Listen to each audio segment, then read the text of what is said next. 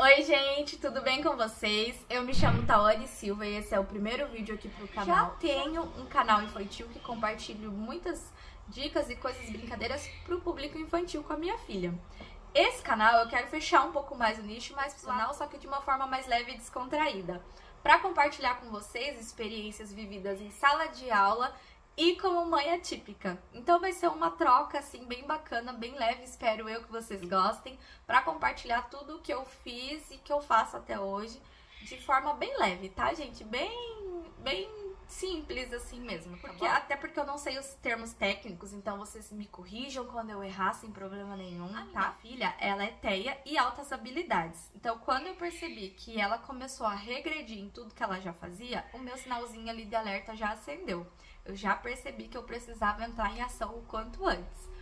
Ela até 10, 11 meses, só pra resumir, só pra gente começar o assunto do primeiro vídeo, tá, gente? Assim, com uns 10, 11 meses, ela já falava várias palavrinhas curtas, como mamãe, mamá, papá, papai, vovó, coisas assim de 2 sílabas, tá? Coisas bem dentro do normal. Dava tchau, brincava, dava risada. E de repente, com 1 ano e 2 meses, mais ou menos, eu descobri que teve ali a primeira poda neural, que a gente fala, né? A primeira regressão. Que ela, de repente, parou de fazer essas coisas. Ela parou de dar tchau, ela parou de falar essas palavrinhas que ela já falava.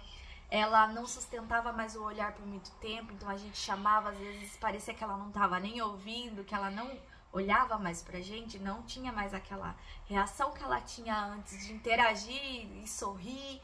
Então aí eu já percebi que tinha alguma coisa que eu tinha que correr atrás e investigar. Então assim, quando ela começou a andar, ela começou a andar nas pontinhas dos pés. Foi mais um sinalzinho de alerta ali que a gente juntou pra correr atrás depois, né?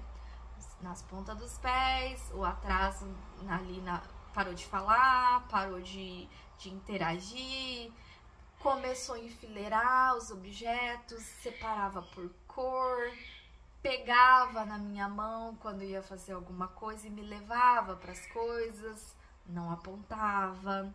Então, assim, foram várias características juntas, não foram uma ou outra, porque pra estar dentro do TEA são várias, né? São várias características que tem que ter, não é só uma ou outra aleatoriamente que você já vai falar, pronto, meu filho tá no espectro. Não, você tem que ter ali, no dia a dia, você tem que observar, são várias coisinhas. E aí, observando tudo isso, eu já corri atrás de colocar ela, né, pra investigação, pra gente conseguir um laudo. Por que que o laudo é importante, gente? Porque quando vai iniciar a fase escolar, te dá direito a um auxiliar de sala, né? Que às vezes tem a necessidade, você precisa, porque eles precisam se regular, ter aquele momento de sair da sala um pouquinho por causa do barulho, ou por causa da iluminação, enfim, nós já vamos chegar nessa parte. E aí, ela entrou pra várias filas, né, pra esperar isso, pra esperar aquilo e tal. Só que, gente, eu vou ficar esperando de braços cruzados? Não, eu tinha que fazer alguma coisa. E foi aí que eu comecei a pesquisar bastante, né, porque por mais que eu tivesse muitos anos de sala de aula e já soubesse que as crianças do espectro têm determinadas características que são parecidas, apesar de cada um ser único, tem algumas características que são parecidas e que a gente já imagina ali, né? A gente já tem uma noção mais ou menos. E aí eu comecei, falei, não, primeira coisa que tem, ela sabe se comunicar, ela sabe se fazer entender, por mais que ela não fale. Então ela tem a comunicação preservada, por mais que ela não fale. Aí a primeira coisa que você tem que ver é se a criança realmente ela não tem alguma perda auditiva, né? Se ela realmente tá ouvindo aquilo. Você vai pegar um chocalhinho, vai fazer o barulhinho pra ver se ela vai olhar, né? Pra você ter essa noção se realmente o auditivo dela tá preservado, né? Outra coisa que você tem que fazer... Tô falando assim, gente, mas a primeira coisa de tudo é profissional, tá? Você ir atrás de um profissional, vai no posto de saúde, faz lá... marca consulta e vai atrás, a primeira coisa é isso.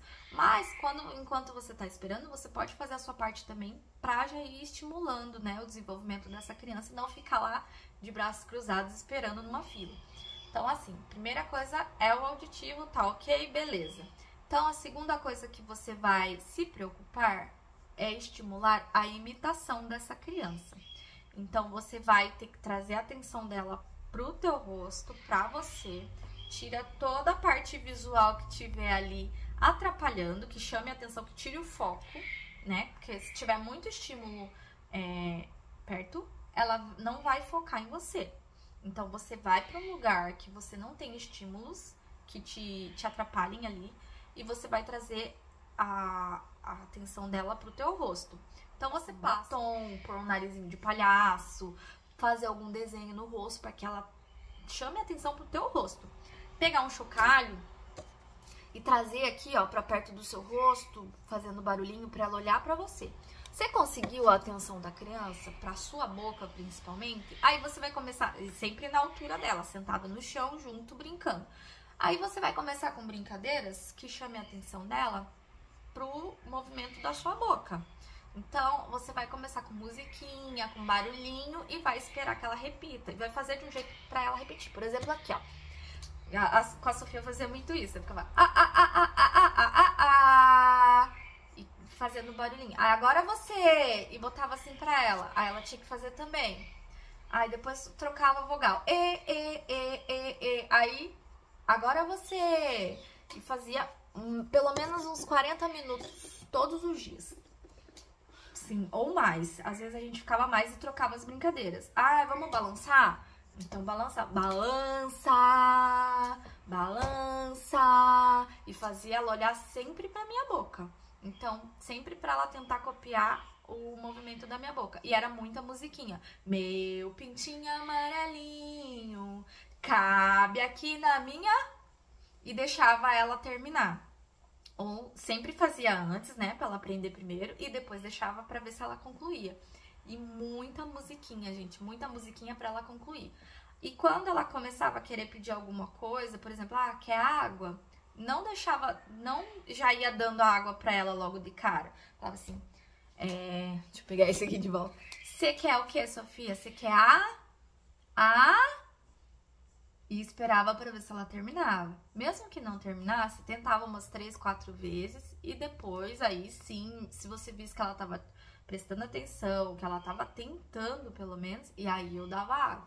Então a gente tem que fazer muito isso, e sempre no lúdico, tá, gente? Sempre com brincadeira, sempre com musiquinha, nada forçado, nada que seja robótico, que seja uma coisa que a criança também vai se desgastar e não vai agregar em nada. Então era muito lúdico, muita brincadeira, sentar no chão, botar pra cantar musiquinha, fazer gesto, fazer sempre de uma forma bem leve mesmo, assim, pra ela brincar, pra ela interagir com você, confiar em você, sentir que é um momento gostoso ali que ela tá fazendo e não uma coisa que ela tem que aprender, que ela tem que fazer, nada disso. Então tem que ser uma coisa que vá acontecendo aos pouquinhos de uma forma bem leve, assim, sabe? Então eu fiz muito isso, até hoje às vezes no automático eu acabo fazendo. E assim, depois ela conseguiu a vaga, foi pra fono, foi pra TO, foi pro psicólogo, foi pro neuro. Então, assim, ela teve todo o atendimento dela, mas eu não deixei de fazer os estímulos em casa nem um dia. E assim, é muito importante a gente como adulto, como família, como escola, percebeu qualquer coisinha, a gente usa essa informação a nosso favor e principalmente a favor da criança, porque é nessa primeira infância que a gente tem a possibilidade de conseguir outros meios, né? Se a gente consegue estimular, esse caminho aqui não dá, o cérebro não consegue ir por aqui, mas a gente como adulto, como profissional, como família, a gente estimula de uma forma que o cérebro consiga uma elasticidade ali, uma plasticidade, para que ele consiga ter outro caminho e ele consiga, sim, alcançar esse desenvolvimento. Então, é muito importante, se a gente tem a informação, a gente fazer alguma coisa com ela. E não só, eu sei que meu aluno tá com aquela dificuldade, mas eu não sei o que fazer porque eu não sou profissional da área. Mas a gente não pode pesquisar e dar uma modificada. Ele não tá conseguindo aprender igual toda a sala. Então a gente faz de uma forma adaptada. Mas dá muito trabalho porque são muitos alunos. Gente, então peraí. Então a gente tá no lugar errado. Porque se a gente não fizer pelo nosso aluno, quem vai fazer? Se a gente não fizer pelo nosso filho, quem vai fazer? Então a gente tem que usar da informação de uma forma que ela não fique só ali guardada num papel na gaveta. Ah, eu tenho essa informação, mas eu não vou fazer nada com ela. Muito pelo contrário. Então, a gente precisa muito estimular as crianças nessa fase para conseguir que elas, de outras formas, né? Que elas consigam se desenvolver plenamente. Então, assim, seja TEA, seja síndrome de Down, seja TDAH, existem outros meios. A gente que precisa correr atrás e achar esses outros meios que a criança consiga aprender, seja visualmente, seja no concreto, né, de forma lúdica, seja com musiquinha, seja com historinha. Outra coisa vai chamar a atenção dessa criança. Ela não precisa aprender igual todas as outras, né? Todas as crianças são únicas. E é isso que eu queria passar pra vocês nesse primeiro vídeo, nessa primeira conversa, bem assim, só pra resumir tudo bem pouquinho, pra vocês irem colocando aí pra mim nos comentários o que vocês querem saber mais. E aí, gente, fiquem com Deus, beijo! E até o próximo vídeo. Coloquem aí nos comentários o que vocês acharam, compartilhem com a família, com os amigos, se vocês gostaram. Coloquem pra mim o que vocês querem conversar mais. Tchau!